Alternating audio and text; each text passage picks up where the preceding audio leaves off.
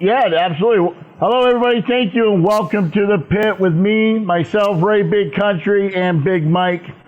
Today, I am not going to butcher his last name, but we do have the Unapologetic Patriot with us, Ted. Ted agreed to come on to our podcast, and we are honored that he did because we are small, we are rebranded, and we're rebuilding. So we appreciate him giving us a shot.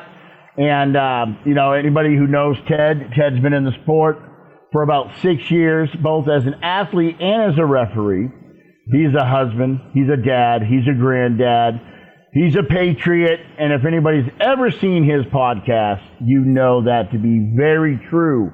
And his name fits well, Unapologetic. Ted, welcome on to the pit, brother. How you doing? Thank you, brother. I'm doing great. That was one hell of an intro. I mean, I like that. Hey, I worked hard on that, man. I wanted to make sure I gave you a good one. Nah, I put you on the spot, man. Normally, Mike does it. I like it. That was good. So hey, man, what got you into arm wrestling? Probably just like so many others, Devin. So yeah, I grew up as a fighter. So I did full contact martial arts, MMA, all of that stuff, and then I started getting too old for that crap, and started to realize that even when you win, you lose. So I was sitting around basically doing nothing. My life was wasting away, and I was watching YouTube one day, and I saw this crazy dude from Canada, and I kind of fell in love with him first, because special forces, awesome philosophy on life, and this, that, and the other thing, and then I find out he's an arm wrestler, and then, I find out about arm bet, and that was it, man. Down the rabbit hole I went. So what actually ever happened to arm bet? That kind of took off really big, and then it kind of piddled out. You don't hear about it no more. Yeah, I mean, it's still there. I go on it every now and again just to see if there's any like new people in my area, but it's still there, but it's not really anywhere near as big as it used to be. I don't know what happened. It just stopped happening. So you saw a guy named Devin, and you were like, God damn, you know what? I think that I could get into this. I don't necessarily like. I've got some other goals and aspirations now. So what sort of did you see in that Devin video where you were like, wait a minute, I think I can do this? So believe it or not, it wasn't so much that I could do it. Cause I mean, obviously we've all done it on barroom, bar tops and, right. High school or whatever, lunchrooms, but it was more of the philosophy that he had. I love the tip of the spear type stuff, the cosmic punch type, the martial aspect, the fact that he said it was a combat sport. That kind of drew me into it because I was like, look, I really need a combat sport in my life that doesn't involve me beating the shit out of somebody else or them beating the shit out of me. So I wanted to give it a shot. And obviously, I was dumb, ignorant to the fact that there's a whole lot of technique and that I was going to be humbled and all of that. I was like, again, pretty heavy and out of shape, but I was like 275, 278, something like that. And I met a guy on arm bet. His name was Dan Coral, and he's actually a pastor at a church in Angier. And he said, hey, if you don't mind arm wrestling at a church, I was like, I don't care. Is God gonna care? And he's like, no, come on in. So I went, and he weighed like 205, 210. So, I mean, he's a much, much smaller human being than me, and he's no biceps, nothing. Right. And brother, I could not move him like at all. And I'm like, what in the hell? So yeah, it was build. Yeah, it was a humbling experience, and because I'm a blue collar guy, I'm strong, but I couldn't move him, could not move him, and I was like, all right, there's something to this, and that was it. I was hooked. I was absolutely hooked. So, what do you do for work, brother? You say you're a blue collar guy. Yeah, so I mean, back then I was, mechanic, a master of all, they're jack of all trades, master of none. Right. Today. Nowadays, I am basically a pipe fitter for fire sprinkler systems. Oh, nice. Yeah. My brother did that. Right there. Yeah, I was turning wrenches all friggin' week. My arms are killing me. So I asked this of everybody. It's a two-part question. Okay. What is your biggest win? All right. And what is your hardest loss and why? Okay. Biggest win is, if anybody knows me, they already know the controversy is coming.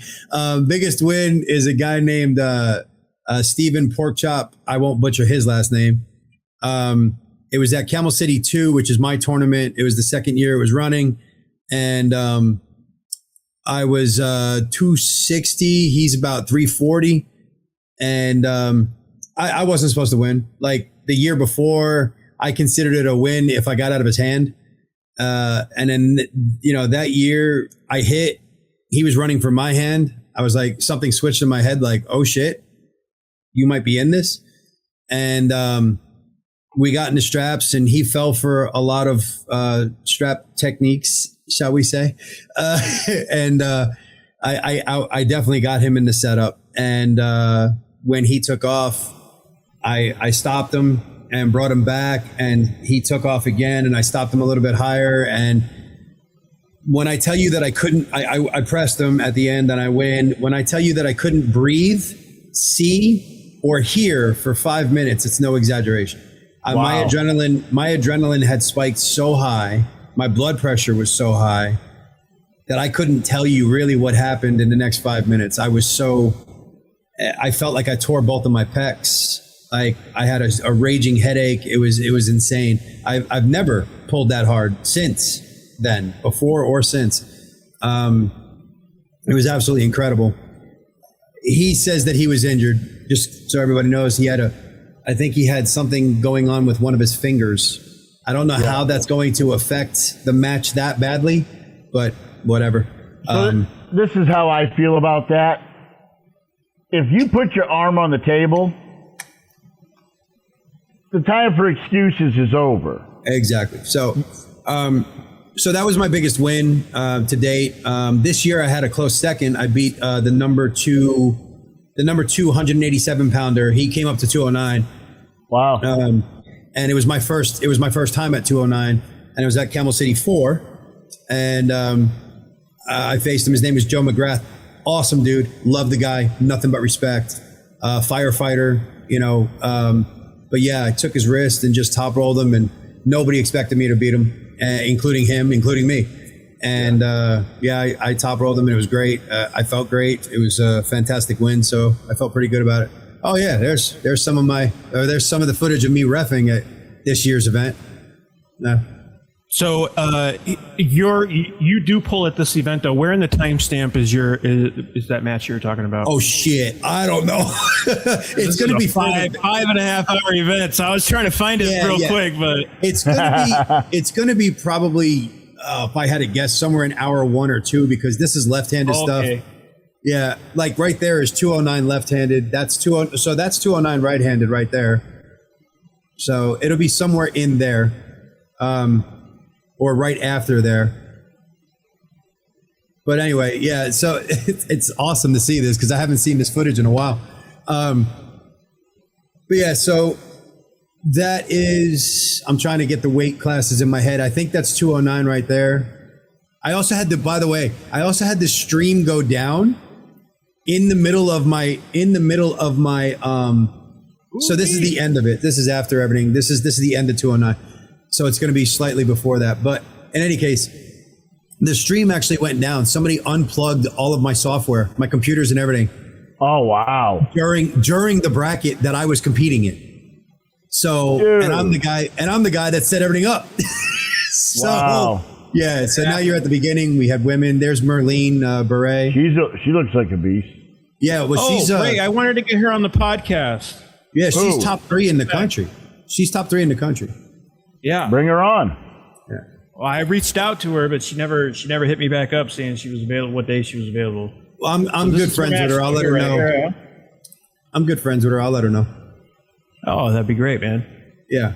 But anyway, yeah. So it's just cool to see it, but it's in there somewhere. I wish I could tell you where. It's obviously after this, but anyway. So I had a great tournament. This is my first time at 209.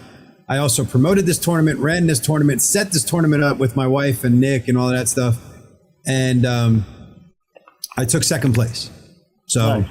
I felt pretty good about that.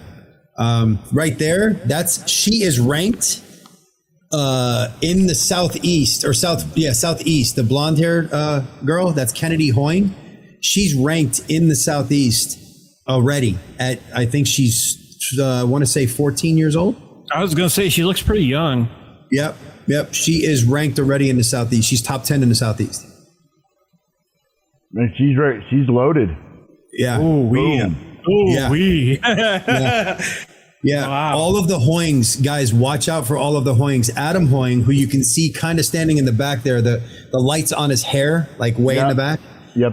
Adam Hoying just became top 10 in the nation, right-handed at 242. He just beat, oh my God, Dusty Ramey, or I'm sorry, I butchered his name, but at VAL, he just beat him. He became top 10 in the nation. So nice. Yeah. That's also my team captain, so I got to shout him out. There you go. But yeah, this is pretty cool. You guys use the same software that I used to use, so I'm familiar with all of it. We decided after I stepped away from 98. Yeah, we didn't want to give up on the podcast. We feel that our vision will catch on, and we'll get more. We'll build it up to what the other one was. And it's just kind of chill, man. We talk about everything. Honestly, Mike and I we're on the different political spectrum of things. So we haven't really gotten into too much of a heated discussion yet about that, because so far we've kind of agreed on some of the same stuff. But that was we disagree upon. Yeah, this is our intent, man. It's just to come on, have a laid back show, bring on somebody like the main reason I wanted to bring you on because you're a ref, right? Right. And I know you commented on the show about it. Yep. I don't like the King's move. Yep. Just because it looks ugly. But what I don't understand, and maybe you can explain to me, I've been involved in this sport since 1985. Yeah. And I've never known it to be legal to let go of the hand to avoid the pin. So if he was, so I will say this, if you wanted to see an example of letting go of the hand to avoid the pin, you would have to go to Devin versus Pablo's left-handed match that they did. That was where he literally did this, right? So he not only let go of the hand, but he came over the top, and then literally Pablo had below the pin pad, everything below the pin pad, and Devin's hand was floating above the pin pad like this. That would be a case of, avoiding the pin. What Michael was actually doing there, you could say that he was avoiding the pin and all that, but the point is his hand actually never stopped being in this general fashion, right? So if Gennady was strong enough to just push it down a little bit more, he still would have broke the plane. What he did was he let go, because when you're in a King's move, and a lot of people don't know this, and forgive me if you do, but you're basically selling the farm on everything else. You're giving up cup, you're giving up side, you're giving up all of that, but you're maintaining rise and pronation. And that's all you're maintaining is rise and pronation. So what he was doing was literally, it was the last evolution of that. He was giving up all of the grip, everything, to try to just get that a little bit of rise and pronation to get up above his hand even more. So it wasn't really to avoid the pin as much as it was to gain more hand control over Gennady. Now, again, if you wanted to see a condition where it was to avoid the pin, you got to look at Devin versus Pablo. And I'm a huge Devin fan, but Devin was obviously trying to avoid the pin. Mike, can you pull that match up? Well, I was looking for it. You said Devin versus Pablo? Pavlo. I can't remember his last Dergovinyev, I don't remember his last name, but he's actually going to be fighting on. Yeah, he's actually going to be fighting on East vs. West 23 against Corey. Is it Corey West? You mean 24? Yeah, it's Corey 24. West. 24. Yeah. How do you think that's going to go? Very, very, very interesting match because Corey is a monster, and obviously so is Pablo. So I think Pablo's going to be seeking hand control, and Corey's just going to be trying to rip his arm. Yeah. Do you think Corey has enough to pull it off? Yeah. So this is the one, and I believe this might even be the round. It would be round one. Oh, okay. So there you go. It's this is the. Yeah, there's going to be, I was going to say, there's going to be a ton of talking because it's obviously Devin. So, but yeah, round one, I believe, was the round that he did it. And yeah, it was an obvious trying to get out of jail free card there. But, yeah, so he gets in the strap. Got to upgrade my computer, right? Or the internet connection. The hamsters are going crazy. Hey, I'll tell you what. This whole little system that I'm on right now, I got off of TikTok for $398. Wow. Yeah, so out of the strap, Devin's hand actually was pretty good, but you can see Pablo's arm is really good. Right. And Devin hit really hard, which caught Pablo off guard. But now you're going to be tied to each other, and Pablo's got a lot more horsepower than Devin. So, So giving Devin all his credit, how many more years do you think Devin has in the sport before he at world level? Torch? At world level? He's 51 now. If he continues to cycle like he is, doing it smart, where he fasts and detoxes and all of that after a big match, I think we could see him into his 60s, like 62, 63, somewhere around there, maybe even 65. And still winning, convincingly. Yeah, I think he'll be winning in the weight classes at that point. I think super heavyweight will be out of realm for that. Yeah. Here we go. So look, now. He's under the table. Yeah, he's under the table. And his hand is actually completely out.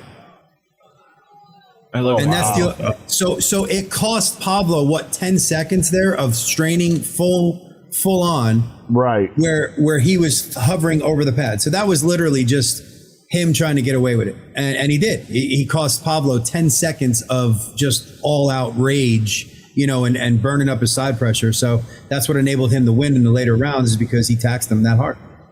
Yeah, that's just mind-boggling to me. I mean, I don't understand why they wouldn't stop. To me, whether you're in the strap or not, once you lose contact with with the back of the hand, the match should be stopped. It's tough because there is no real rule against it. What I mean? There really isn't. There's no rule addressing it. And maybe that's something that, governing bodies can look into in the future. But it's, I would say in that situation, I mean, Devin would have a legitimate gripe if Tim stopped that match and said, hey, you can't do that. Devin would just go, in what rule set does it say I can't? Right. And he'd be right, even though we all look at it and go, come on, you know what I mean? It's not in any rule set, just like the whole, where he slides his arm up on the peg and all of that. That's a legitimate, it's in the rule. Your non-pulling hand needs to, or arm, it just says non-pulling arm, needs to stay in contact with the peg at all times. He literally slides up that peg. So he never breaks contact with the peg. He's not breaking any rules. Right. So Devin is a master at showing you how ludicrous some of the rules are or how far they can be stretched. And people hate him for it. I love him for it. I think it's fantastic. I love him. I mean, I've said this once. I'll say it again. You'll probably disagree. Most people do. I say Devin's the GOAT. I know everybody says John is because he's been in it for decades, and not taking anything away from John. But when I look at, if I'm going to give somebody the title of GOAT, I'm going to look at everything. What have they done overall for the sport? And no one can take away from Devin that, at least in my opinion, Devin has elevated and brought more attention to this sport than anybody else or entity in the history of arm wrestling. So the way I will look at it is this, or the way that I would explain it is this, in my opinion. The reason why I'm on the bandwagon of John is the GOAT is because, just like Devin says, Devin is in his own words says that John is the father of all of us, right? I mean, he is the guy to pave the way for every single one of us, including Devin. Okay. And not only that, but a lot of you can argue that John is the one who gave Devin his first rise to fame, by the fact that Devin was able to have a rivalry with John. Now, if we want to break it down into nuanced stuff, I would say that there's two different sides of GOAT, right? So if you're talking about somebody that has an unmatched legacy, John has to win that one. He just has to, right? The number of years that he's been pulling at a world level, at a top level, the fact that he had 25 years of unbroken wins in super matches, that kind of stuff. And yes, ironically, Devin was the one that broke that chain. But the point is nobody has matched that legacy. But now, if you want to talk about exactly what you said, who's brought more eyes to the sport? Who has done, more for the sport than Devin? The answer is nobody. So if you want to talk about legacy, as far as accomplishments in the sport, you got to look at John. And Devin is right there. I'm not saying that Devin's not there. Devin's right there, but John is still the GOAT. If you look at who's done more for the sport, there's nobody even close to Devin. Devin is the undisputed GOAT. That's the way I would break it down. Yeah. I mean, you can't have Devin without John happening, is the way I look at it. He was integral to arm wrestling getting to where it is so that Devin... this right here. John walks so Devin can run, if that makes sense. You know what I mean? Yeah. Yeah. Well, it's like you also said, Mike, last week, if we would have had social media, I just don't see John as for lack of a better term, as an ambassador of the sport. 100% right. 100% agree. I don't see him jumping in the ring with Hafthor Bjornsson to sell himself to connect arm wrestling to something else. Yeah, 100% agreed. John doesn't have that personality. I've met him. I've been blessed enough to meet the man. And he does not have that personality. He's a tactician. He's all about his business. He's not about promotion. He's not about, any of that stuff, the hype and like my wife just said, the fluff. He's not about all of that. Devin is arm wrestling. He is arm wrestling. Like, he is all encompassing. He's a warrior. He's a heel when he needs to be. He's a promoter. He's a clown. he's whatever he needs to be to sell to put asses in the seats and to put eyes on the pay-per-view. He is whatever he needs to be. And no, like I said, when it comes to that level, that side of the sport, there's nobody even close to Devin. Like, not even close. Yeah, I mean, there's a lot of people trying, right? Yeah. Like, there's one guy, I don't know if you guys have ever seen him or follow him, that Whisperer guy. Yeah, I met him. I mean, he's from California, and he only lives 2 hours from me, but I've never met him. He came to North Carolina to take on our number one lightweight. And I met him that day, and I actually got to pull him and all that. And cool cat, man. Very awesome dude. Very humble. Very, very nice guy. Yeah. Didn't he also come up? Love his content. Yeah, absolutely. Like I said, really cool cat. I think he wound up winning that super match 3-2. It was a war. I saw that. I thought he lost. Did he? I think he lost. I'm not sure, to be honest with you, but it was a war. I remember that. It was a war. Yeah. And I remember pulling him, like, I was asking him to pull him for like hours because he was pulling everybody. And I'm like, look, bro, I promise you, I'm nobody. I just want to pull you. I just want to feel it. And yeah, it was, oh, there you go. Hey, that looks like familiar. Oh my God. Yeah. There you go. That's round one. Boom. Yeah. So that's against Jeremy Mamano. He is the founder of Send It Arm Fights. Yeah. And the guy that's commentating with Danny Atkins right there, his name is Gage Taylor. Nothing but respect to the guy, but I just beat him this weekend, and now I'm number 4 in the state at 209. Congratulations. Thank you. Yeah, I go up against, I'm going up against Danny Madreos this Saturday. Yeah, man, good luck. How's your prep? Everything good? I'm going to be honest with you, Ted. I have not touched a weight. I have not walked into my gym since I competed in Vegas. Wow. I decided, I made a decision that I'm going to get down to 242. Okay. I've lost 29 pounds so far. Congrats. So I just kind of stopped working out. I mean, I do cardio. Right. You know, I get in there and do my spin bike, and then I do my sauna. But I feel good though. I mean, strength wise, I feel good. You're gonna be fresh as a daisy. Your tendons are gonna feel like cables. Exactly. You know, and the funny thing is, right, the guy that I'm pulling left just pulled my protege. I've been training this guy solid for a year. And he just had a best of 5 Supermax right-handed with him, and my guy went right through him. Ooh. And Danny's the number 1 under the California Arm Wrestling Entertainment Rankings. Danny's number 1 right and left. So that's going to be awesome, man. I mean, you know, that's going to be a big match for you. Absolutely.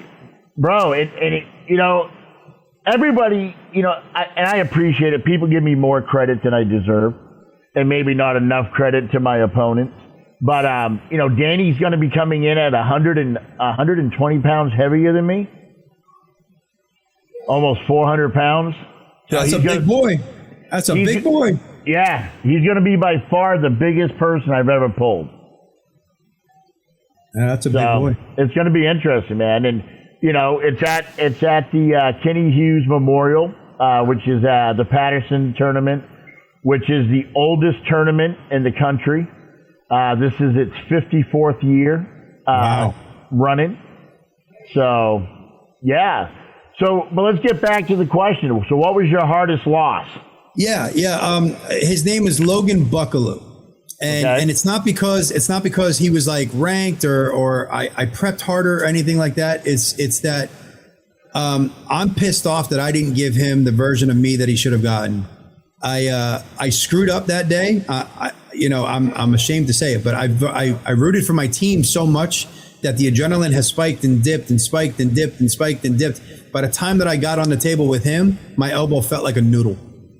And I mean, and he just blew right through me, and kudos to him. I mean, he was prepared. He felt great, but I'm pissed off that I didn't give him the version of me. And I don't know if I would have beat him or not. I don't know. And I'm not saying that I would have or making any excuses or anything. I just know that I could have given him a better fight, which I think he deserved. It has nothing to do with, it has nothing to do with whether or not I would have won. He deserved a better version of me. And I was pissed off that I screwed all of that shit up and gave him such a weak showing.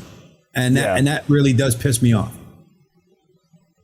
And I get that. Like the scrap. Yeah, this guy's actually the one who unplugged the entire stream like 10 minutes later. He sat on the plug and unplugged the stream. No, I mean, he's cool. Like, don't get me wrong, I like the guy, but it was like, yeah, I was like, son of a bitch. So I know you might know a little bit about this. I don't know how much you got into the whole behind the scenes things of '98. But just going right into it, huh, buddy? Well, no, this actually doesn't have anything to do with '98. The only reason I'm bringing it up is because I learned about it through being connected. Okay. But you as a promoter and you as a referee. Yeah. If you know anything about it, do you know anything at all? Have you heard about the AUA? Yes. Yeah, I'm actually a certified ref through the AUA. Okay, so what are your thoughts on it?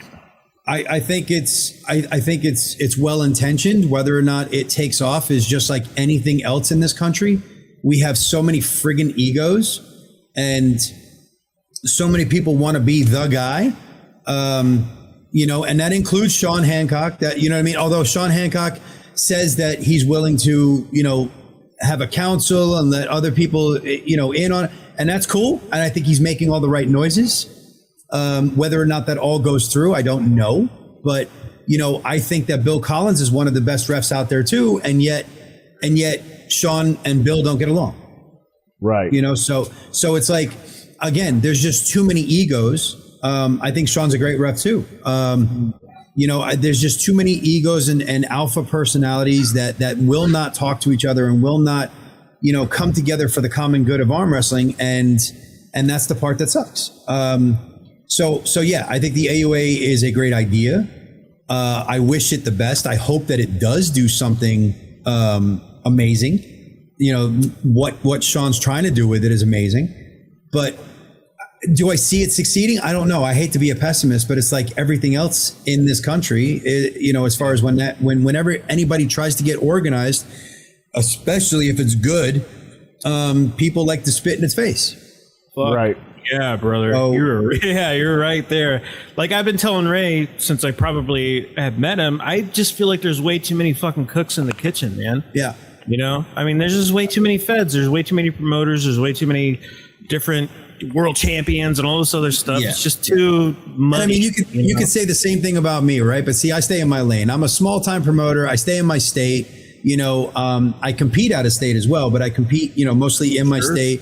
I promote 2 small events a year. I don't try to be anything bigger than what I am, but we even changed the weight classes to mimic the best, right now, which is East versus West. Everybody wants to be on an East versus West stage. So we changed all the weight classes in North Carolina, their events, to match the East versus West weight classes. So, because again, fighter, right? You train how you fight. So if you're going to train to be on the East versus West stage, then train to be a weight class that matters to the East versus West. Right. So that's the way we looked at it, and that, don't get me wrong, Sean has very close weight classes to that. But he's got 190, 210, 230, so like, cause I'm a 209 guys, 209, 210, no big deal. My 231 guys in North Carolina, 230, 231, no big deal. The 187 guys in North Carolina, 190, no big deal. You know what I mean? So there's a lot of crossover there, and I can see that. So it really doesn't matter. I don't see a problem with that. Where I see the problem is the standard weight classes, the 220s, the 176s, the 242s, and all. It's like, hey, look, arm wrestling is kind of modernized. We've gotten away from those weight classes. The whole world really has. So why are we being the ones that, stick our friggin' foot in the sand and say, no, it's got to be this way, and that's it. And it's crazy. I think we've been behind the 8 ball for a while now. It used to be a time where America was the dominating team, the dominating people in worlds. We haven't been dominating at worlds, in God knows how long. Yeah. I don't even remember. I can't even tell you the last. How long? 20, 25 years, something like that. I would say the last real good team I'd say 20 years. The last real good team we sent over was probably 2005. Yeah. Which really, it hurts me to hear that, because my buddy Levi Rakowski was on last year's team, and I love the kid. I've been a fan of his since he started in the sport when he was 15 years old, and he's only 18 now or 19 now. So, but yeah, you're right. The last heavy hitter team that we brought over to Worlds was probably about 20 years ago. But I think Worlds is a thing of the past now. I don't think it holds the prestige that it once did. Yeah. I don't see people, when I first came into the sport, like I said last week, you qualified at a city qualifier that puts you into a state qualifier, which puts you into a regional qualifier, which then put you into nationals. Then if you placed in the top 3 at nationals, you went to worlds. Yep. And you got the best of each weight class. But then I started, this is where I really started worrying about arm wrestling, is when, I won't mention his name because I don't want to embarrass him, but he goes around and he only has one national title. and he goes around and calls himself a national champion, but nobody showed up. Well, I mean, legitimately, he's a national champion. Yeah, I get it, but I mean, that's like saying I got knocked out by Mike Tyson. That's not a flex. Well, maybe it might be. I don't know. But, you know, well, yeah, I mean, I get what you're saying. I do. I get what you're saying. But then you can look at any tournament then and yeah. You know, you could disparage or elevate somebody's victory based on who was in the bracket and all that. The way I look at it, same way you said earlier, when you put your elbow on the table, all excuses stop. Right? Now, if he picked that event because he knew that there would be nobody there, then that's a different story. But you would have to prove that. If he just showed up and it just so happened that it just wasn't a big event, hey man, he was ready to go, and he happened to be top dog that day. So, I'd still give him all the credit for that national champ, but I would like to see him go and compete, whoever this guy is, because honestly, I don't know who it is, but whoever this guy is, I would like to see him go and compete in other national championships and defend that. But that's my point. There really isn't any real national championships anymore. Well, AUA's trying. I know that. Right. No. So I've said this for the longest time. I come from a powerlifting background. Yeah.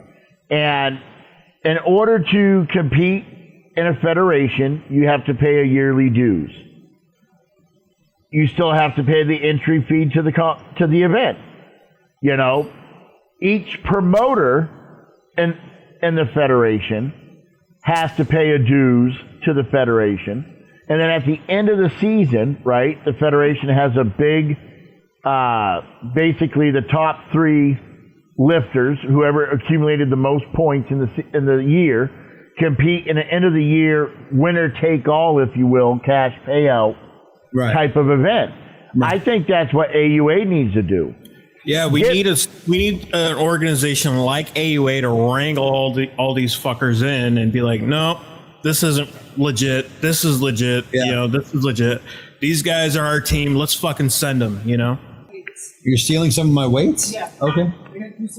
Oh, all right. She's actually still working. Like she runs her own business, and she does laser etching and T-shirts, and she made this T-shirt, stuff like that. So, but yeah, she just said, I'm stealing some of your weights. I'm like, for what? She's got to hold down some of her laser stuff. She's gluing stuff together. So, bro, when I had Country Crush, I did all that. I did direct to garment printing. I had a wood burning, automated wood burning thing. Yep. I could engrave on anything. I did it all. So she's also just picked up a 3D printer and she's learning all of that. I've got some awesome Godzillas around the house now. She just made some Godzillas. Nice. I told her, I said, hey, I want a Glock. Just make me a Glock. Oh, bro. If you need a program. All right. Yeah. Let me know, buddy. Let me know. But hey, it's as long as I don't try to sell it, it's legal. That's right. Let's talk a little about your federation or your promotion that you got going on. What sort of events you have coming up, and what can people sort of expect at your events? Sure. And I won't just limit it to mine either.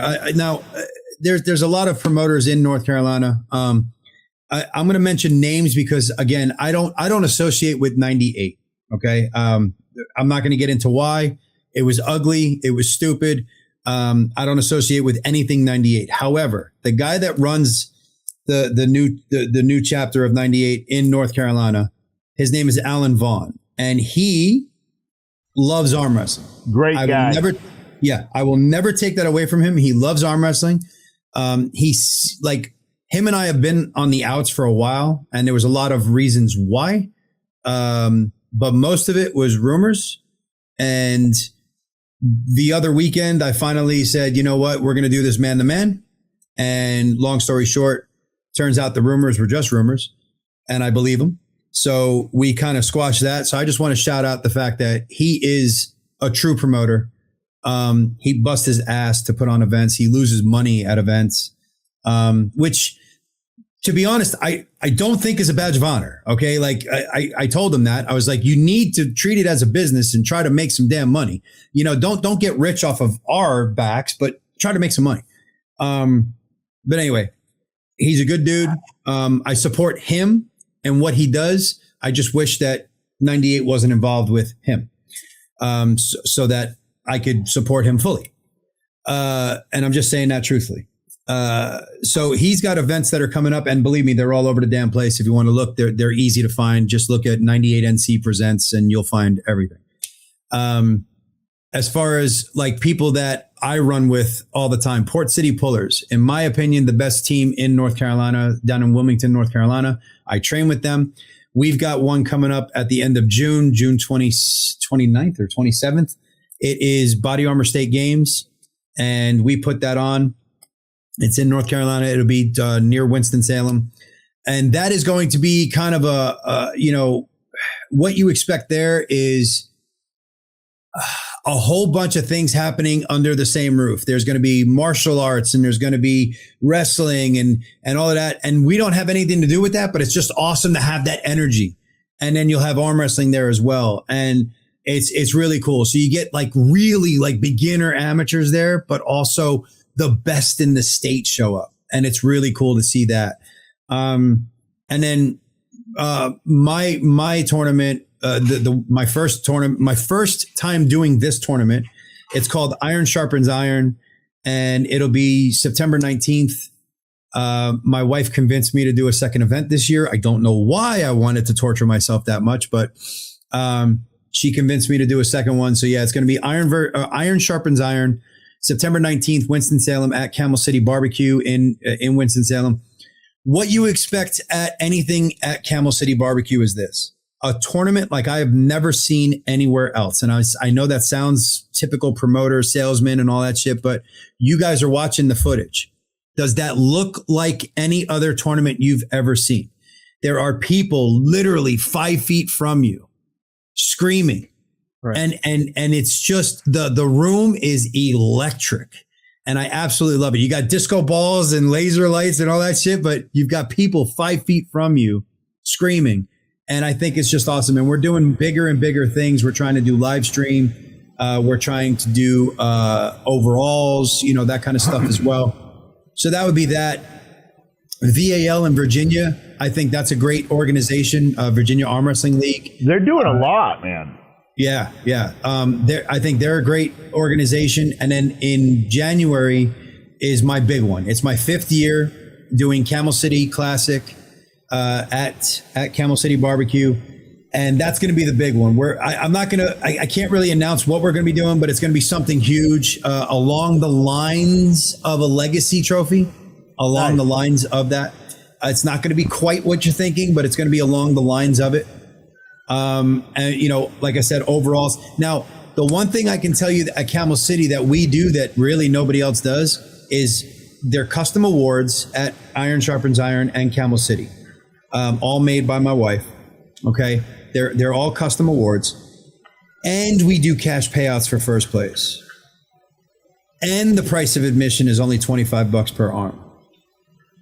Okay. So we keep it affordable. You do get paid out if you're a first place winner, and that will count for overalls too. You will get a second payout if you win overalls as well. And you get custom awards as a pro. As amateurs, you're going to get medals, but they still will have a custom touch to them. My wife sublimates the date and basically where you were on the back of it.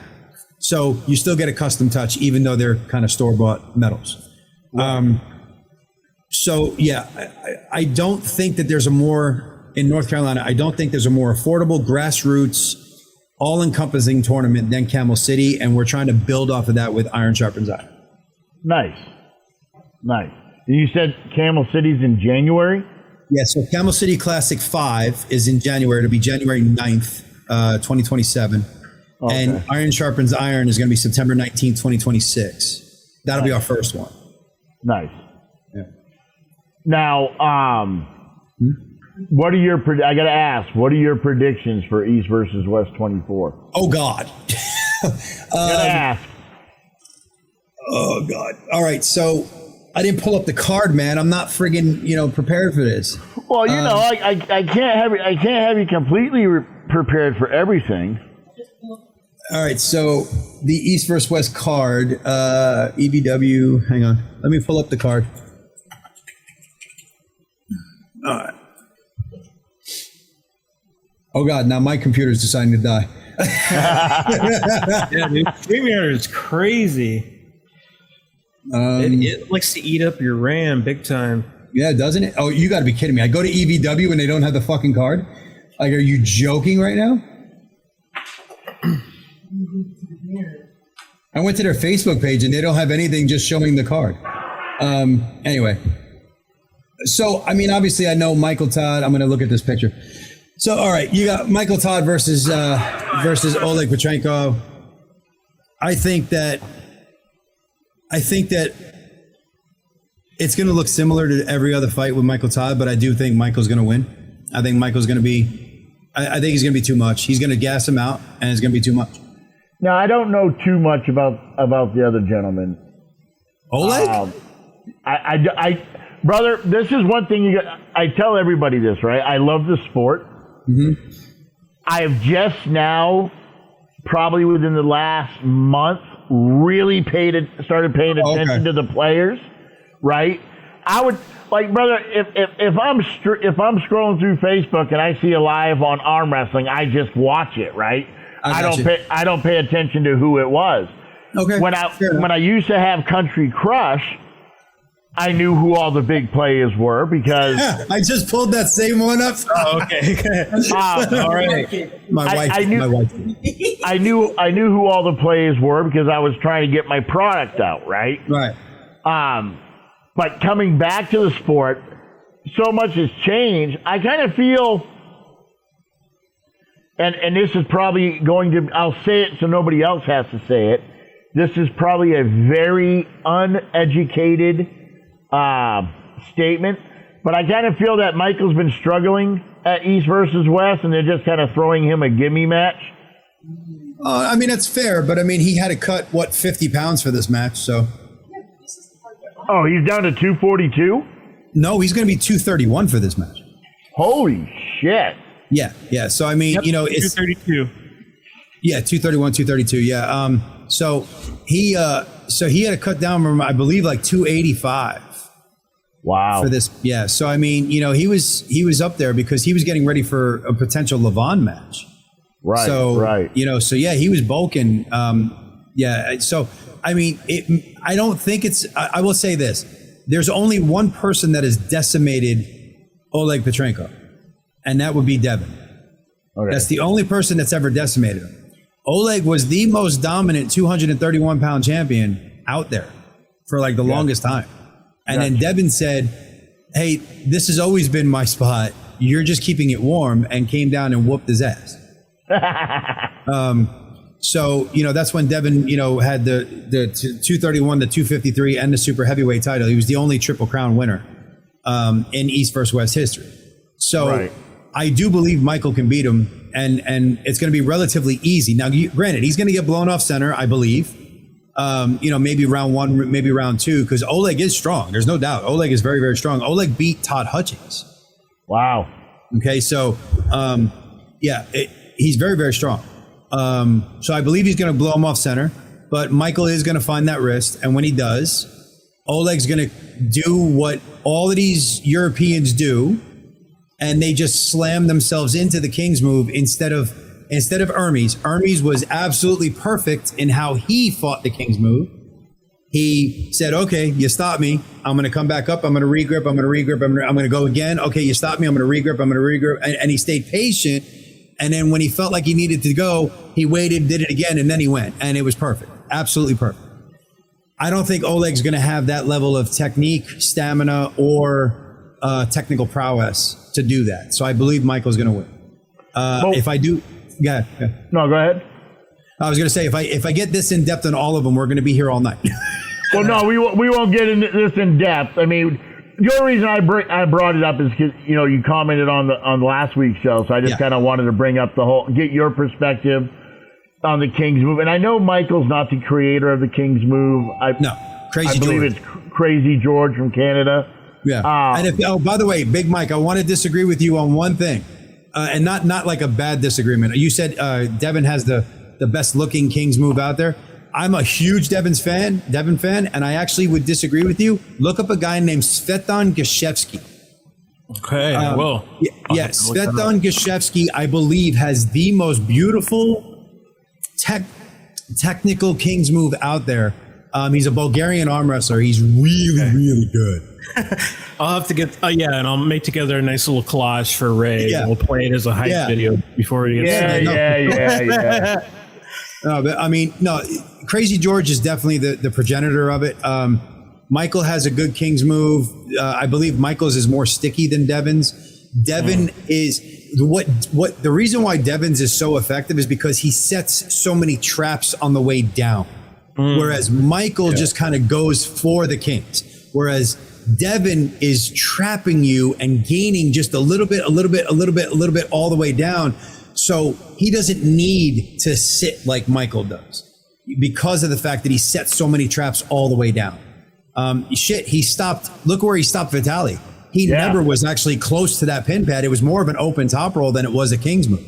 Right. And that was the insane part because he gave up his pronator in order to gain height. And I was like, Jesus, like it was crazy. But anyway, moving on. Hermes versus Artyom. Who do you got? I think Hermes is going to beat Artyom, but it's going to be a good match. I agree with that.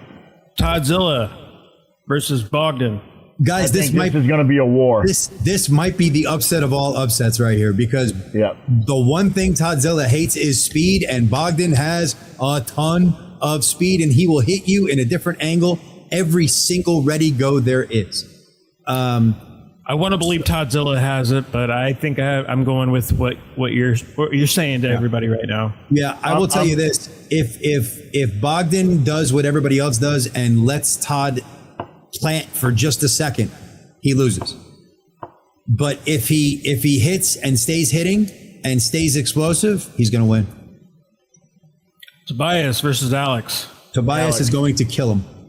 I'm picking Alex. Yeah, Tobias is going to destroy him. So why do you think Tobias is going to destroy Alex? Tobias's left arm is super underrated, and Alex's left arm is super overrated, in my opinion. Okay. Jerry Cataract left hand. Dude, I don't fucking know. Nobody knows. Nobody knows. Like Jerry's left hand hasn't seen a competition since I was in diapers. I don't know. You kind of have to go with Cody with this one. Absolutely. Just because of what Ted just said. Yeah. I think I could probably beat Jerry left-handed. Set it up. Let's go. Pablo versus Corey. Man, this is probably going to be match of the night. Yeah. I mean, seriously, it really is that good. I'm going to give the edge to Corey, but oh my God, it could go either way. I'm calling it Corey 3-2. Yeah, it could be. Craig Tullier. What do you guys got? Craig versus Janice. I want Giannis to win super bad. The last time these two met, Craig bowled him over like he wasn't even there. I mean, like he destroyed him. Giannis got hand control, and Craig went, "That's nice," and went straight to the bed. I mean, Ustinov. Who do you guys have? I think Justin Bishop. Justin got this one. And this one, the next one, look, I don't care if he's the favorite, not the favorite, whatever. Adam Warzone Wierzinski for the win, period, end of story. Isn't he the Angry Bird guy? No, he's part of South Carolina. He's a good man. He's a real good man. I know him. He's a friend of mine. He's going to win. Irakli versus Yoshi. I think Yoshi's going to kill him. I give this one to Yoshi. Oh, yeah. I think Yoshi's going to kill him. Another Kings mover, Ray. I know. But he doesn't really go into a full Kings move, though. Well, I mean, it was enough to piss off his last opponent. Oh, your arm doesn't straighten. You're weak. Yeah, okay, whatever. The younger Larrett. Yeah. Jeremy Parker. Jeremy Parker has to be the favorite, but if Auden does what Auden does, he can really turn that match around. I think it's going to be Jeremy 3-2, close war. Agreed. Bellinger versus Merlo. My man Ryan Belanger is going to turn Merlot into a hook and hold him and laugh at him. And make dinner reservations. Yeah, he's literally going to sit there, put him in a hook, and just be like, "I thought you could top roll me," and just hold him. I like Natasha for this one. You like Natasha?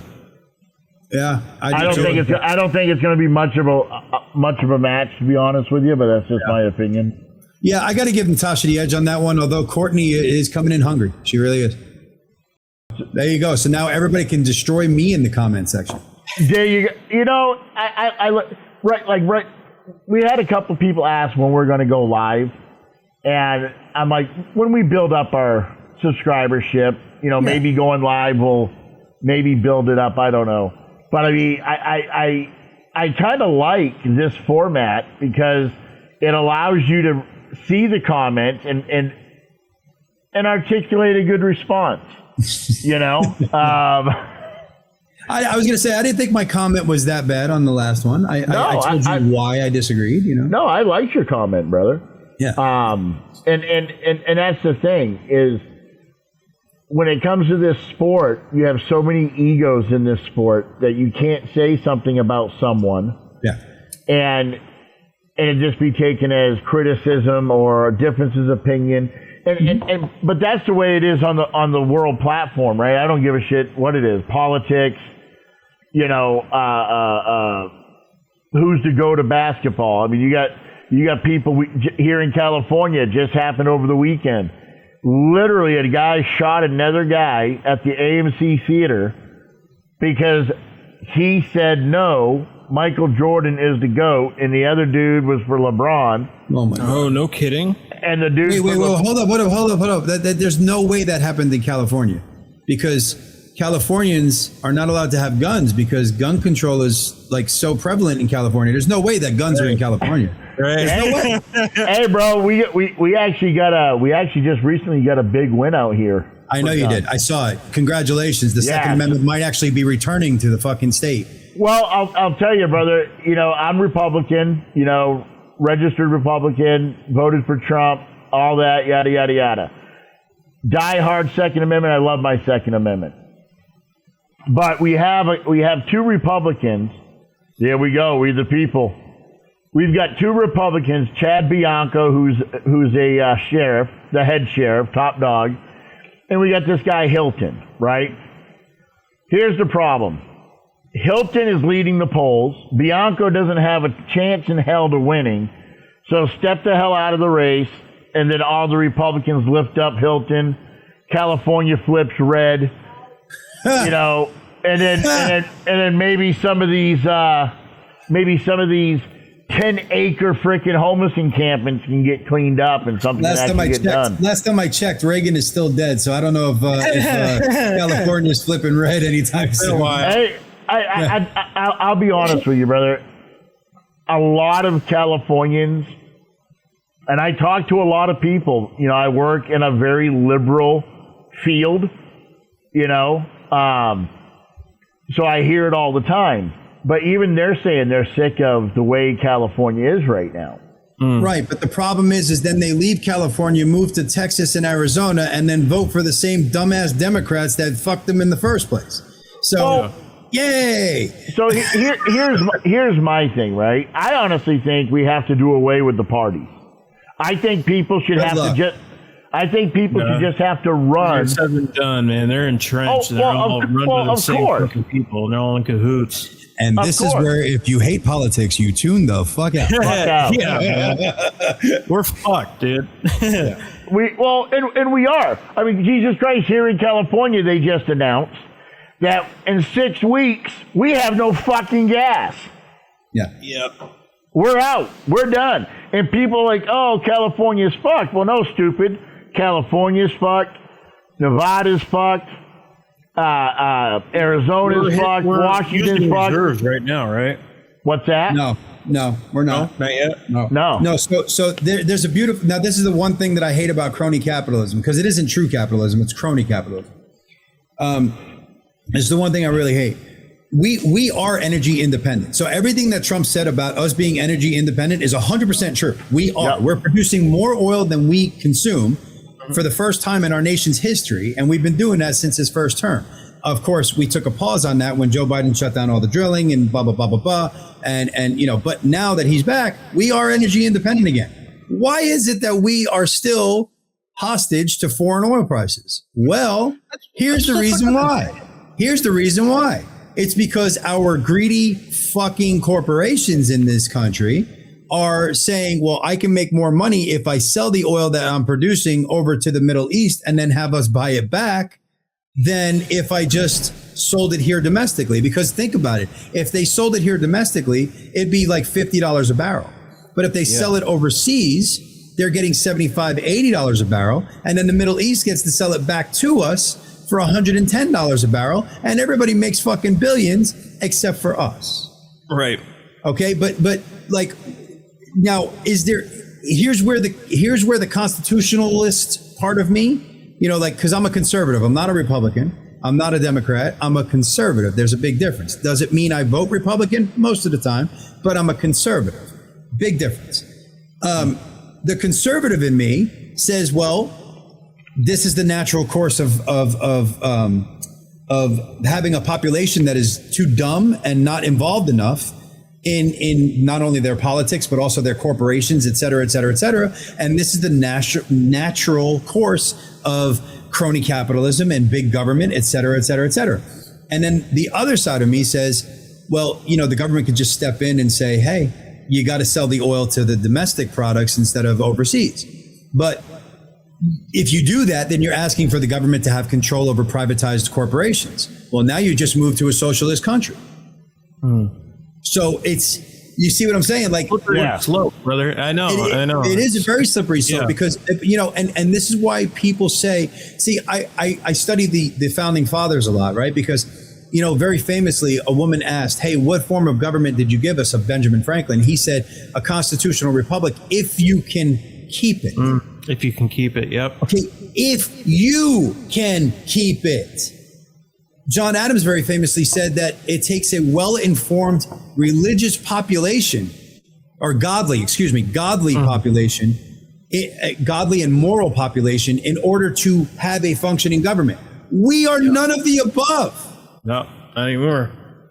Now, we're modern day Sodom and Gomorrah. Well, yeah, I'm happy to say that. A lot of us are, yeah. I'm happy to say that I'm recently getting a lot closer to Christ. But thank you. But it doesn't mean that the country is.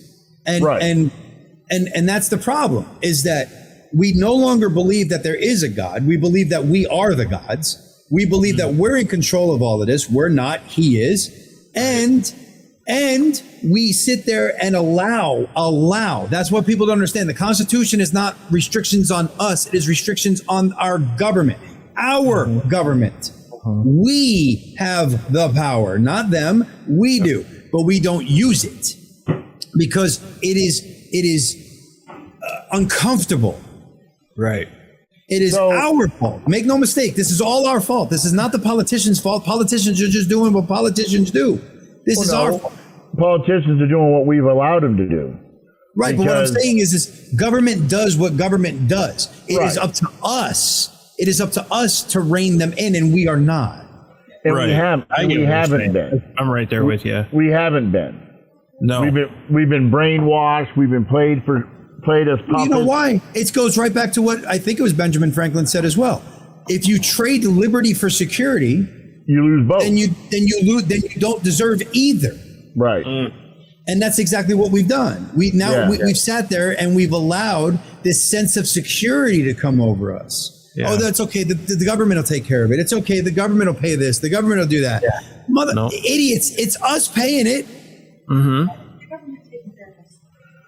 And that's the biggest thing that people don't understand. All these things that they want and that they're voting for cost money. Mm-hmm. And the West Coast right now is about ready to be. Ted, you're probably old enough to remember the gas shortage of the 70s in California. I was born actually during the gas shortage of 1978, 79. Yeah.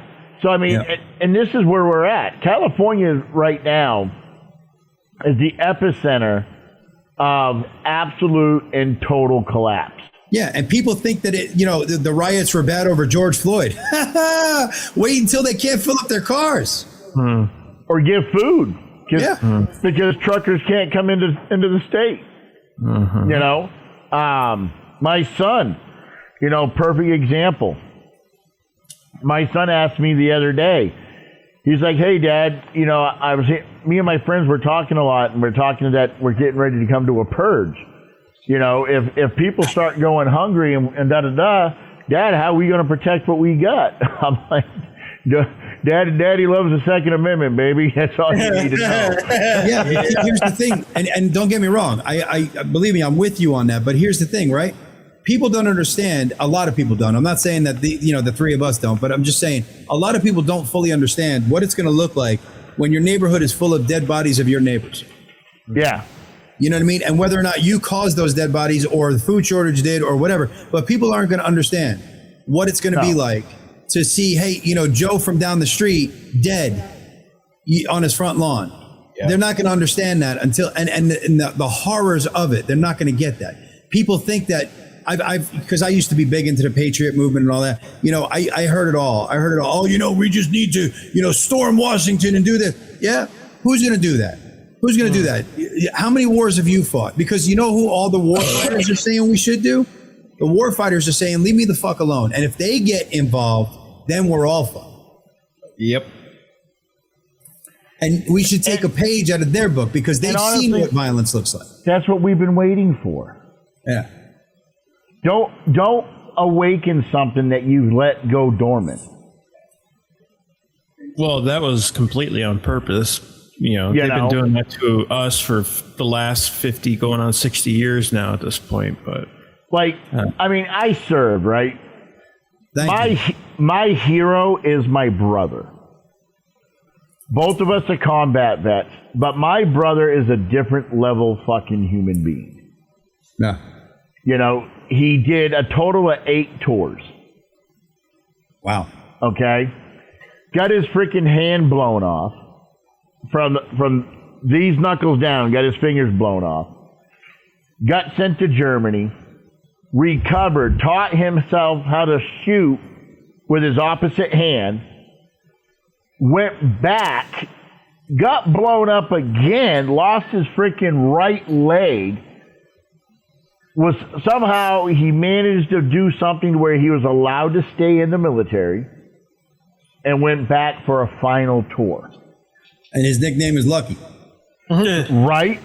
But here's the other, but people don't understand what you're saying, Ted. Like, I've seen some shit, but I haven't seen anything like my brother's seen. Right. And you're right. Perfect example of this. My son's like, Dad, if somebody tries to break into the house, do I kill somebody? I said, do you think you can? Right. And he's like, he goes, Dad, what do you mean? I said, well, here. So I picked up his, he's got a little puppy, right? I said, here, break it. You went straight John Wick on his ass. Yep. I handed him the puppy. I'm like, here, break its neck. Little rough, Ray, a little rough. And he looks at me. He's like, what? I go, break his neck. Right. Yeah. No, I get it, man. He's like, I can't. I'm like, right. Everybody thinks it's real easy to pull a trigger until you're looking in that person's eyes and you still have to pull that trigger, And like you said, Ted, people are not ready for what's getting ready to happen. No, and hell, I don't even know if I am. Praise be, I've never had to kill anybody. You know what I mean? So I don't know either. None of us know. We can all game it out as much as we want. Right. But unless we've done it, we don't know. And that's the thing. Like, I don't want to think about killing my neighbor. I don't want to think about my neighbor trying to kill me. No. I don't want any of that. I don't. But I also did I'm not saying I did my part, because obviously we can all do more, but I spent time in quote unquote the front lines of the Patriot movement, to the point where Antifa was hunting me and my family. And They doxed me on Twitter, and they told me that they were going to come to my house and rape my wife and burn down my house and I made it on they actually have a kill list, like an actual kill list. I made it on their top 10 kill list for the Northeast. Okay. Wow. So like, this is how much I was involved. Right. And when I had Monique, my wife and I had, I should say when my wife had Monique, we had a conversation about it, and we were heavy into it. She was right along with me. And we said, look, the kids that we had here, right? They're older. They know how to use weapons, blah, blah, blah, blah, blah. But Monique is innocent. And we didn't want her to have to deal with the possible repercussions because it was getting hot. So we because we also noticed that the political winds of the Patriot movement were just, it was a lot of talking, and nobody was willing to do anything. And those of us that were doing something were always shut down because, for instance, I don't have money to travel over the country. But when I was asked to go speak in Pennsylvania or something like that, I had a podcast, and I was asking my viewers, hey. Love your podcast. Thank you. I would love to go, but I'm going to need money. And I promise you, I'll use the money for the travel, but I'm going to need money. And I got blown up for that. Like I got, people were like, oh, how you're begging for money. You're trying to get rich off of people. No, I'm not. I'm trying to travel to the places that I was asked to travel. If you want to hear me speak, then please help me get there. You know what I mean? All speakers get a fee. Well, but that was the thing. I wasn't even charging a fee. I was just asking for help to get there. So, right. So the point is a lot of this, but a lot of talking, but never any backing it up with anything. And I can't say never because there's some people that we know that live 20 minutes from me that donated $1,000 to hear me sing Baby Shark on stream just because he loved me and my wife that much that, he would donate whenever he could. I wish I had $1,000. I want to hear you sing Baby Shark. Yeah, well, he literally, so it was funny how it came up because it was a Saturday night podcast, and those Saturday night podcasts were anything but politics. So it was, we did a lot of drinking, we did a lot of cursing, we did a lot of whatever, but we didn't do any politics. It was just, to kind of relax from the weekend or the week because we had 3 political shows throughout the week. So it was to relax. Anyway, somebody had posed a question. We were all drunk. I'm sure my viewers were too. Said, what would it take? How much of a donation would it take for you to sing Baby Shark? And I said $1,000. And they were like, 1,000 people donating $1?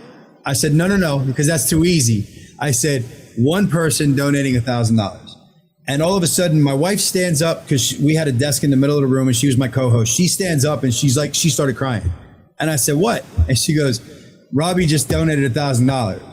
And I was like, get the fuck. And I see, sing, bitch. Yeah, well, I see the comment, and the comment said, start singing, bitch. Nice. That's awesome. So I had two other questions I wanted to ask you. Yeah, absolutely. First question. As a promoter. Yes, sir. What is your opinion? How do you think we get women to show up? I'm glad you phrased it that way because we try like hell here to get women. We try to do everything that we can for special things for women, and Camel City, I'm proud to say, was one of the first tournaments around here to showcase a super match between 2 women. It was Katie and Lucky, and we did a right and left, best of 5 for both, and that was with Camel City 2, wasn't it? Yeah, Camel City 2, and I hear all of this talk about women this and women that from the women, but yet, for instance, and I hate to be controversial now, but I'm going to be. For instance, as soon as we mentioned that Merlene Beret was going to be at Camel City, and she said, "Bring everybody, bring them all." If a guy hears that, they're coming, right? They're coming. Hey, I'm going to try my shot at this person. I'm going. Nobody showed up. No, instead they were like, hey, congratulations on your win. Instead, they literally commented, congratulations on your win. Now, I'm not going to say nobody. Katie did want to show up, but it was literally family. There was a ball game for her kids or show up, and she chose the ball game, and I'm okay with that. I'm okay with that. Like you said something like way similar on our last show, something to that effect. Yeah, I mean, well, I can give you a perfect example. So my wife has decided to step out of arm wrestling. To step out of it? To be done with it. Okay. Because she's sick and tired of training, showing up to an event, no one being there, or having to be chunked into one class. Yeah. And honestly, this might sound a little what's the hell the word? Bias, I don't know.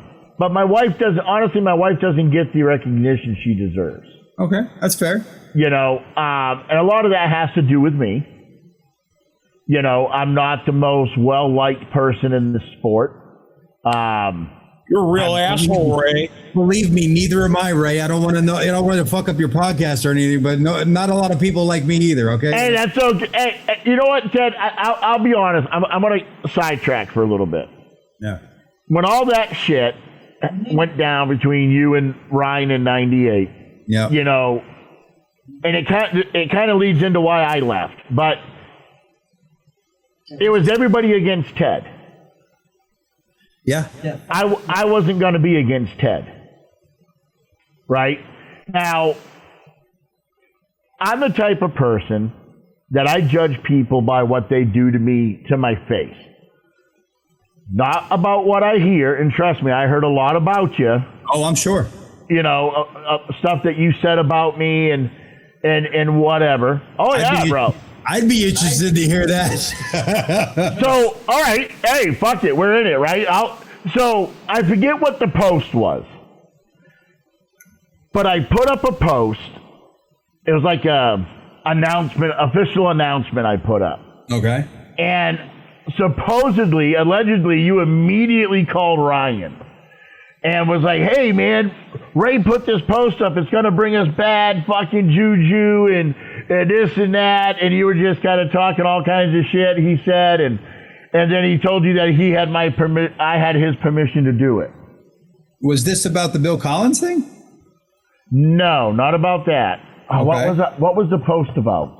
It'd be interesting because I do remember several phone calls going the opposite direction. And yeah. And the conversations actually starting the same way you're describing, but from the opposite direction.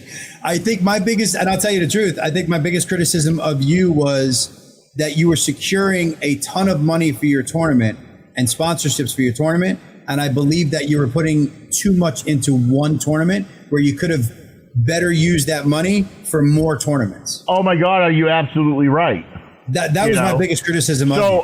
So my thing, right? I'll tell you right now. So when Ryan would tell me that, hey man, I just got a call from Ted. He's talking shit about you, saying this, saying that, and I would be like, well, who the fuck is Ted?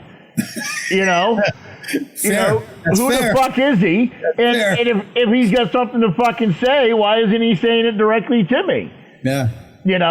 So, but I left. Yeah. Because I felt that it got to a point where you had to hate everybody. Right. Well, let me ask you this, sidetrack, but do you remember, again, you judge people by what they do to you. Do you remember when everything, when you started making posts about you were kind of depressed and you were kind of down and who reached out to you? You did. And said, hey man, I didn't put any pressure on you to leave 98. What I wanted you to do was think. I said, maybe if you stop surrounding yourself with people that are looking to suck you dry and you surround yourself with people that are trying to lift you up, you might see something different. Didn't I say something to that effect? Yes, you did. And the thing was, when I had Country Crush, okay, the pressure of the success of that company got to me. I sold over 200,000 handles worldwide. Yeah. arm wrestling no longer was fun because I saw the ugliness of the business side of it, right? Yeah. So I left. I popped back up in 2023. I'm having fun again. And I remember telling Ryan, when Ryan asked me to be a part of it, I said, bro, I am not liked in this sport. Like, people legitimately do not like me or support the shit that I do. Yeah. You know, no, bro, you'll be perfect. So you're right. I got all this money. I'm not going to knock myself. I put on a great event. I think you did too. I'm just the only criticism that I had was that if you had spread that out, I could have easily done 3 or 4. Exactly. With all the exactly. controversy that You're 100% right. But the sport spoke, right? The sport spoke. Yeah. They're like, we don't want you back in this sense. Like, we have our people be gone. Yeah. So I was like wrapping my head against the wall, bro. Every single time I would talk about putting on an event, somebody was, it was like bitching, and I just got sick of it. So I had actually told Ryan, I was like, hey man, I'm done. I want to back out. No harm, no foul. There was no bad blood between him or I. Yeah. I just wasn't going to keep throwing good money after bad money. He had asked me not to leave. He asked, he said, hey, it'll be a bad time if you leave right now. And then I got a bad vibe from him when I competed at Sean Hancock's event. And this was after he left the AUA. Yeah, because everybody has to be against everybody that right. Look, I actually don't want to relive it on my end. The way I put it is this. Again, I'm recently getting a lot closer to Christ, and I believe in showing grace. So I'm going to say this. I forgive him for all the bullshit that he did to me and my wife. I'll never forget it, and he will never, ever get close to me or my wife again. Right. Ever. Things could have been a lot worse for him. My wife definitely wanted to make things a lot worse for him financially. Because the one thing that I do want to put out there is that the franchise was never in my name, ever. Right. Everybody thinks that it was. It never was. That's because everybody had to be against Ted, right? So everybody thought that the franchise was in my name. It never was. The only person it was ever in was my wife's. She was the sole proprietor of the franchise. I was just the voice and the face.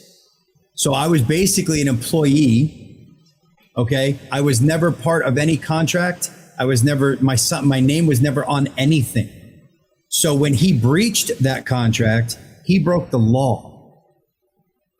Okay, period. There is no, oh, maybe, no. Like literally, my wife secured a lawyer and the lawyer wanted to financially ruin him. Okay, and I've talked to other people and it was, I'm the one who stepped in and said, he's got a little girl. Yeah. Okay. I don't want to do that to him. Not over $1,000. And we just let it go. And I mean, I'm sure that there's going to be blowback from this because God forbid you tell the truth. You know what I mean? But the thing is that is the truth. And we could have, there shouldn't be blowback. I mean, like I said, I left because eventually my vision with what I wanted to do within the sport wasn't lining up with his. That's really all it was. And that's fair. I wasn't received well as a promoter coming back. So, and that's really all it was. Nothing more. As far as you, brother, I think that you're showing your character, and you're showing that you're above it all. I just recently started going back to church too. Congratulations, man. Seriously. 3 weeks ago, because something's got to change, right? And it's got to start within yourself. It's got, like you mentioned humanity earlier, and that's what this world has to get back to is humanity. I'm 57 years old. I grew up in a time where it didn't matter who voted for who or whatever. You know, all the moms got together on Sunday to play bridge and smoke their Parliament 100s. Yep. And the dads were sitting there drinking Pabst Blue Ribbon and Mad Dog. You know, and that's where we have to get back to as a society. But and if you think about it, I'm going to get a little philosophical here. Same with arm wrestling. Yeah. There's so much hate and there's so much backstabbing and there's so much deception for what? Right. Show me a promoter that's making $1 million on a tournament. So it's the perception of power. If you really want to know what it is, it's the perception of power. It's the perception of control. Again, I'm not going to keep bringing up his name, so whatever. We all know one of the people I'm talking about, but there's plenty of others where they have these grandiose ideas, but they hide it in the I care about the greater good. I care about arm wrestling. No, what you care about is filling your pocketbook. That's what you care about. You know, I'm shunned because I admit that I make money. I try to make money off of Camel City and Iron Sharpens Iron. Now, do I do it at the expense of the pullers? No. But here's the thing. Again, I think the tournament speaks for itself. Camel City, custom awards, cash payouts. Okay? Name another tournament that does that at that level. There isn't one. No, I'm saying in North Carolina, you're right. You're right. No, you did. No, you're absolutely right. But what I'm saying is that we're few and far between, okay? But the point is I don't make a lot of money, but I pay for my weekend, right? We live high on the hog. We go to all you can eat sushi and Brazilian steakhouse and all that for the weekend. Yeah. It pays for my weekend. That's it. I don't like go home with 50 grand. You know, matter of fact, if I go home with any money in my account that came from Camel City, I consider that a fucking windfall. Right. You know what I mean? It's literally just pays for my meals, my travel, and my hotel, and that's it. You know what I mean? But I think that that's good enough for the level of tournament that I'm putting on. Now, if I'm putting on a big tournament like a state or a national, yes, I should make some money off of that. Absolutely. You know? Well, the bottom line is anybody who's going to give any promoter shit about making money, well, you're just fucking dumb. Because if the promoters don't make money, how do they regenerate their money to put on another event? And that's just anybody who gets mad at a promoter making money is just fucking retarded. I agree. If the promoter's making the money in the right way, if you're doing it at the expense of the sport or the pullers, then no, you're a scumbag. Yeah. Right. You know what I mean? So yeah, but I think that we put on a quality show. I mean, you know what? I am humble. But in the same respect, I also know my product. We do put on a good quality show. We put on, you know, the awards that are made are top notch for what we can do. Again, cash payouts based on the size of the bracket that you're in. So you can never have a situation where I don't pay you. It's based on the bracket that you're in. So we're taking the money that we literally just got in admission, right? In admission fees, and we're giving you 75% of that money. So you could do the math. Hey, there's 10 people in my class. Everybody paid $25. Do the math. I'm getting 75% of that if I win. Done. And it's paid to you right then and there in an envelope. It is not wired to you. It is not cash out to you. It's literally cash in an envelope at the end of the tournament. Here you go. Period. Right? So you can never have a situation where you could say Ted didn't pay me or I didn't get what I was expecting. How? Did you not know how to do math? You know what I mean? Like it's literally 75% of the people that are in your bracket and you're getting paid that day. Right. Congratulations. Yeah. I used to run professional wrestling federations, like locally, you know, and so that the whole game is get as much money as you can from your audience, everything like that. So you can pay the guys who are entertaining them. So no, I totally get where you're coming from. I'm right there with you. It makes total sense. Yeah. Ray, you had another question for him. You got one more? Yeah, I'm sorry. Yeah. So taking in consideration all the leagues that we have, UAL, TAL, 98, VAL, get cracked, Knuckles Up, East versus West. Well, East versus West is on a level on its own. But out of all the promoters that we have, who do you think is doing it the best? Oh, God almighty. Oh, that is so hard. That really is. It's so hard because they eat that. This is the thing that if everybody would listen to this, I think we'd be in a much better spot. I believe that every single one of them has something to teach the other ones. I really, really do. And I know that sounds like a bullshit political answer, but it's the truth. Like Bill Collins has certain aspects of what he does that everybody can learn from. VAL has certain aspects of what they do that everybody can learn from. Mac has certain aspects of what they do that everybody can learn from. If everybody would just stop, putting their quote unquote dicks on the table and acting like they're all big and bad and just listen and grow as a community, we'd be in such a better place. Oh, for sure, dude. Oh, absolutely. I'm with you. Parts of the country. Yeah, it also, like my wife just said, it's also, different parts of the country do things slightly different and culture and all that. And that's fine. We should celebrate that, not fucking get on people's cases because they do things differently.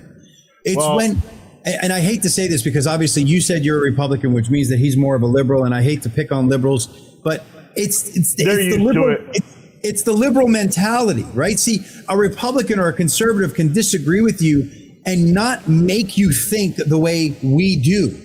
We could say, hey, brother, we agree to disagree. This is why I believe what I believe. And that's the end of it. We move on. We can still have a beer, shake hands. The liberal mentality is, no, you have to believe what I believe or I'm going to fucking kill you.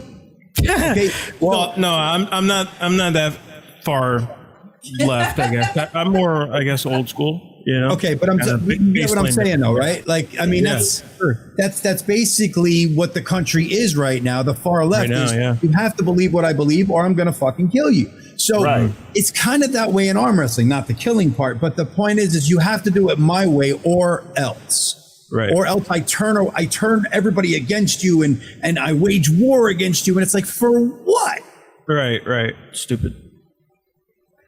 I love arm wrestling, but at the end of the day, it's fucking arm wrestling. Right. Am I ever going to be Devin Lorette, Dave Chafee, Todd? No, I'm never going to get that $10,000 invite to East versus West. Right. The most I'm ever going to get is the most money I ever won in my 40-something years of arm wrestling was 2 years ago at the U.S. Open. I went undefeated both right and left, and I won the overall, and I won $600. Wow, man, you're killing it. And I was ecstatic. I looked at my wife. I'm like, honey, we get to have a good time tonight. We get to go to Burger King. We get to up our menu. So I've been doing it for 6 years, Ray. I've been doing it for 6 years, and I entered an event, a super match event. I paid $20. I paid $20 to pull, and I won $30 for winning. Nice. There you go. I thought it was 40. No, I think it was 10 to.